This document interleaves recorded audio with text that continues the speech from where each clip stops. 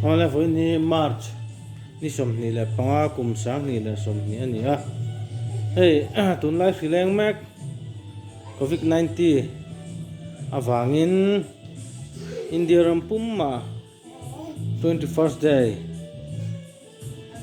full lockdown an puanga cái ni po kan chok thailo hei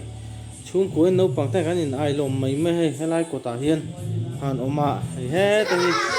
hian he ya pate hoin music ten ngai tha ti hian he ta hian te o he te bye bye lo le he po le he ten lam na shame he ta he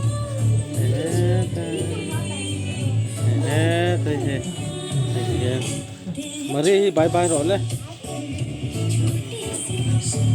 Tôi hệ sẽ nên tiếp đến hôm mà thầy đi bỏ làm hay phải làm mà ra cho nên mình có hay tôi hệ ủi té anh này á hay tôi hệ apa lu tên ui anh tal đó nó vậy nè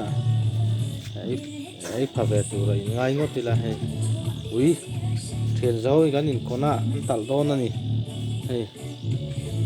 còn he lại he sintek ya hian ramar thì mấy ang apiar dik tak mai cái này à he thì he ni po ko lu man tingang mai he thì nó mai he thì so này hơi tú này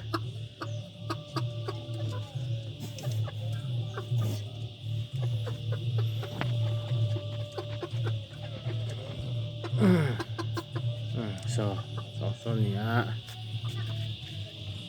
này đúng là có bụi bọ ngói chuột mấy đây chuột mấy cả phiêu này phải tu mà pon chuột lâu nhỉ so lại so hamaरा गाँव जो दिखला हमना ने so lại tlang ason so tlang lang so sang koi ram te nia so tapochin a Blue Mountain kan ti solai tlang pochin pi lama son lo tu tlang chu man ni suar re khop mai tu nan kan re khop mai a ni pa ho ko tin an sai tiền này ti tu rom si lo va a bui tha kan ni tiền an na ma tiền no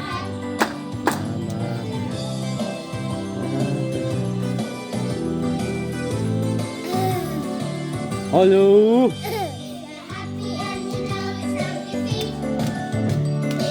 Emily bye bye le. Anh ấy chụp phim lên.